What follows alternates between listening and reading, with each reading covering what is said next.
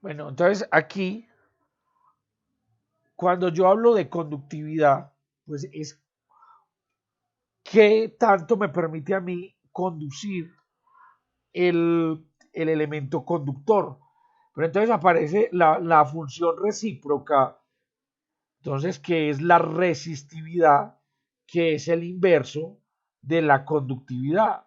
O sea, esta es la resistividad.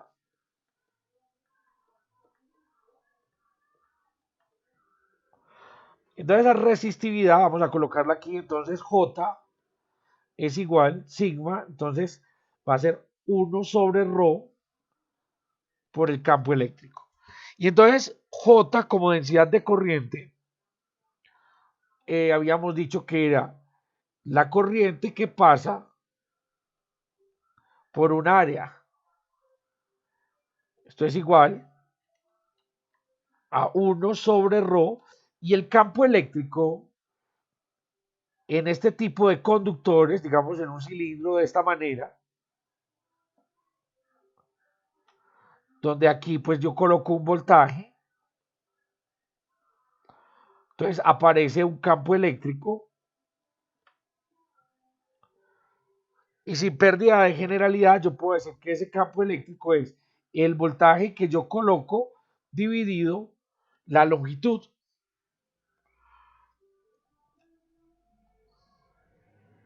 Y entonces me da para la corriente una cosa como esta. Y es igual, bueno, lo voy a hacer para el voltaje, voy a despejar el voltaje. Entonces, el voltaje es igual a I sobre el área por ρ por la longitud. O sea, el voltaje es igual a la resistividad por la longitud dividido el área. Y esto por la corriente.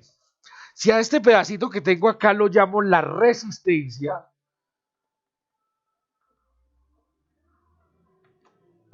entonces me queda que B es igual a R por I, o que digamos como estamos acostumbrados a verla, B es igual a la corriente por la resistencia, y esta es la ley de Ohm. Miremos varias cosas. Primero, todos los elementos no son ómicos. ¿Qué quiere decir? Que no responden a esta ley. Entonces, y segundo, que no todos son lineales. Aquí nos dio una ecuación lineal. La ecuación lineal, pues muchas veces nos va a funcionar digamos, en la parte donde nosotros trabajamos, pero no es funcional para para todos los elementos. Entonces ahora miremos un poquito lo que nos dio esa resistencia. O sea, R quedó definida como la resistividad por la longitud dividido el área. Entonces, bueno, la resistividad, igual que la conductividad, pues es propia del material. ¿Cierto? Es una propiedad que le podríamos medir al material. Pero si ustedes se fijan, está diciendo que si yo aumento el área, disminuye la resistencia. O sea, si yo este conductor lo vuelvo más grande en el área, pues el electrón o los electrones tienen mucho más espacio, digamos, para por dónde correr, por dónde andar. Y entonces esa cantidad hace que la resistencia del sistema pues termine disminuyendo. Entonces a medida que yo aumento el área, la resistencia va a disminuir. Pero la longitud, miremos entonces la longitud, mire que es directamente proporcional a la longitud. Si yo aumento la longitud, el electrón o el portador de carga va a tener que, digámoslo, andar más. Es un camino más largo. Y si es un camino más largo, terminará habiendo más choques. Y entonces terminará aumentando la resistencia. Ahora miremos esta ecuación. Entonces, voltaje. El voltaje, las unidades de voltaje son voltios. es una fuerza electromotriz, es la fuerza que hace mover esos portadores de carga. La corriente, ya habíamos dicho que la unidad es amperios, y voy a colocar esta ecuación porque esta ecuación la vamos a usar mucho, que es el cambio de la carga con respecto al tiempo. Al inicio vamos a empezar con sistemas de voltajes directos, o sea que la corriente no está cambiando, que la corriente siempre es la misma, pero después le vamos a colocar voltajes dependientes del tiempo. Entonces, claro, la carga ya empieza a cambiar con el tiempo, lo que quiere decir que vamos a tener que pensar en esta ecuación para resolver mis problemas. Y la resistencia vamos a usar una unidad que se llama ohms, que es propia pues de la ley de Ohm, del señor Ohm que hizo la ecuación, ¿cierto? Y terminará siendo, entonces, un Ohm va a ser entonces un voltio dividido un amperio. Ahora miremos la ley de Joule para un circuito. En este sí ya no voy a hacer todo eso que hice para la ley de Ohm. Entonces me va a quedar que el voltaje es igual a I por R.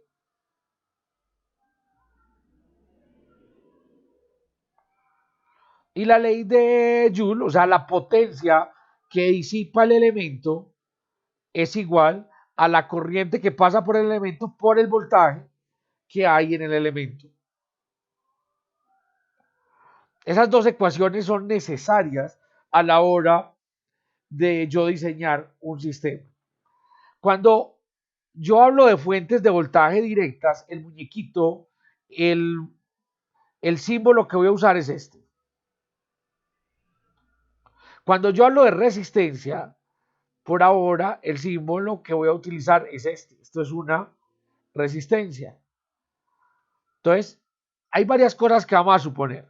Por ejemplo, que los cables no presentan ninguna resistencia. Segundo, que la corriente va del positivo al negativo. Y que cuando entra, por ejemplo, en una resistencia, por donde entra es más positivo y por donde sale es más negativo, porque la resistencia está haciendo que ahí caiga un voltaje. Entonces, a la hora de resolver los problemas, y cuando yo coloco el voltaje, por ejemplo, el voltaje en la resistencia en este caso, es positivo porque entra primero por el más y sale por el menos. Mientras que el voltaje en la fuente de voltaje, en este caso, que yo asumí que esto tenía un giro, levógiro, o sea, en las manecillas del reloj, entra por la izquierda y entra por el negativo y sale por el positivo. Entonces, la fuente, el voltaje en la fuente sería negativo.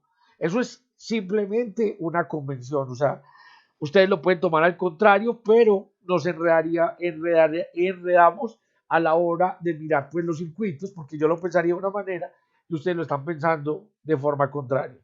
Y en los libros también van a pensar este tipo de cosas de esta manera. Entonces, vamos a mirar una cosa.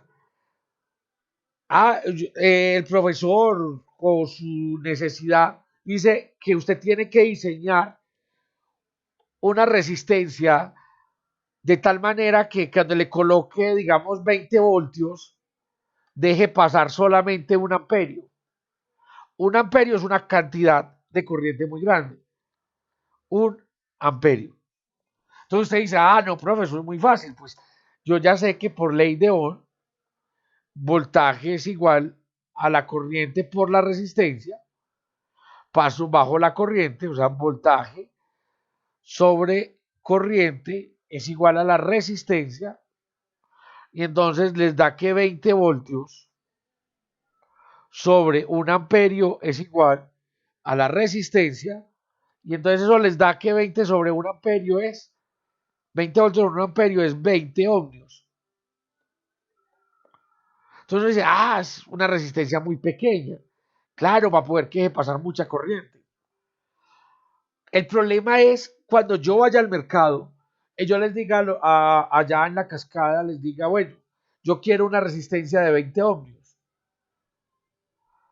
Entonces ellos me van a decir, bueno, ¿y qué potencia tiene que soportar esos 20 ohmios?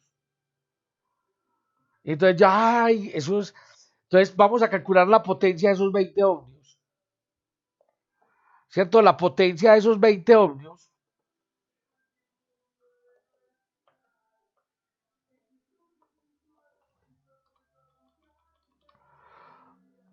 Entonces, a ver, potencia es igual a la corriente por el voltaje. Entonces, potencia, la corriente dijimos que iba a pasar es 1 amperio y el voltaje son 20 voltios. O sea que la potencia es igual a 20 vatios. 20 vatios es una potencia ya considerable. Y entonces ustedes van al mercado y les venden una resistencia pequeñita, esos son pequeñitas. Hay otra resistencia un poquito más gruesa. Hay otra resistencia más gruesa. Entonces, esta resistencia más pequeña, la más pequeña quiere decir que es de 1/4 de vatio. De pronto la más grande, ya la que sigue es de 1/2 de vatio. La más gruesecita ya es de 1 vatio. Hay otra que es un poquito más gruesa, pero es de 2 vatios. Si yo coloco esta resistencia de 20 ohmios, cualquiera de todas estas que coloqué se van a quemar. Ahí mismo las van a quemar porque el calor que disipa esa resistencia no es lo suficientemente grande para lograr el calor que yo necesito que disipe o la potencia que yo necesito que disipe, que es de 20 vatios. Entonces, ¿qué tengo que hacer? Decirle al de la cascada que por favor me venda una resistencia de 20 vatios. Hay unas resistencias que son blancas, que las llaman tizas, precisamente porque parecen tizas.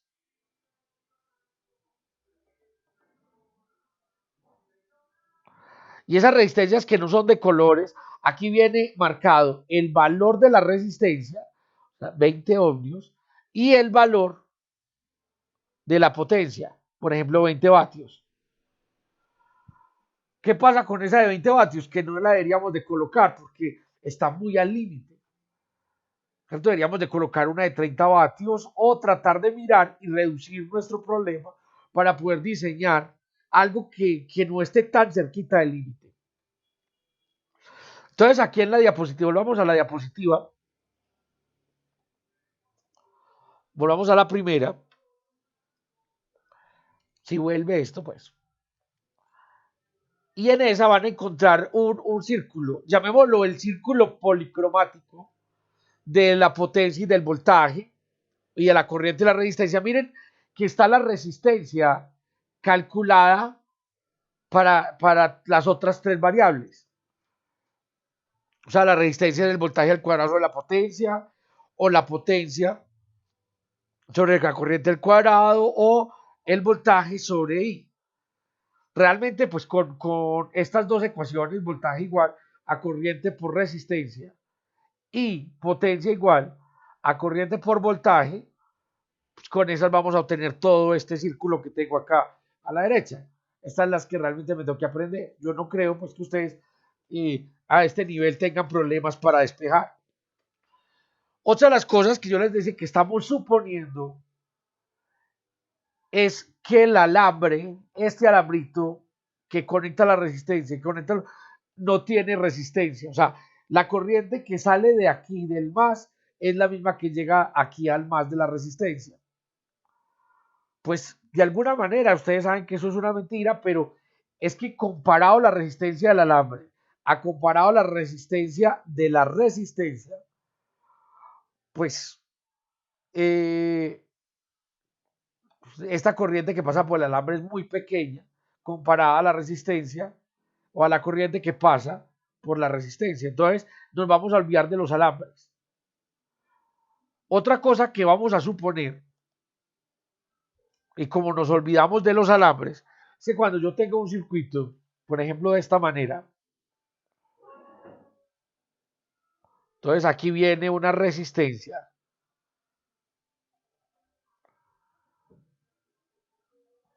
Aquí entra otra resistencia.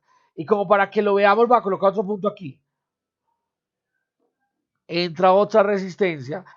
Estos tres puntos es lo que llamamos un nodo.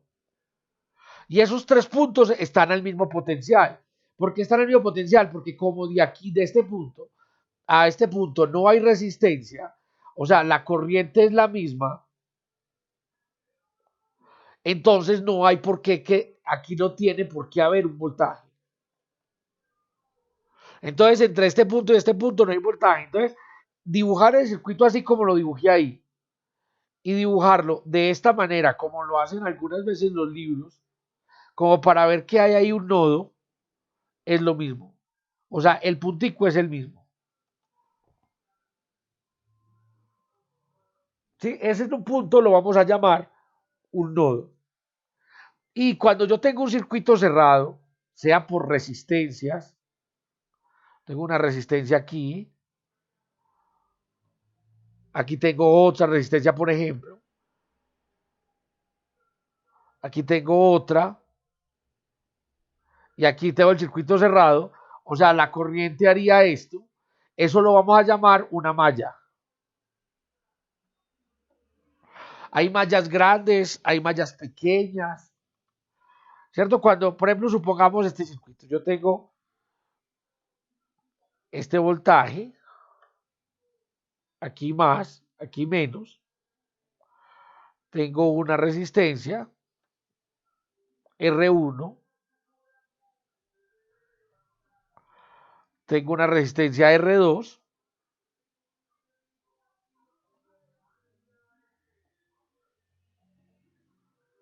tengo una resistencia R3. Entonces yo me puedo preguntar, bueno, ¿cuántas mallas tengo? Entonces yo tengo esta malla, se ve muy obvia, esta de aquí.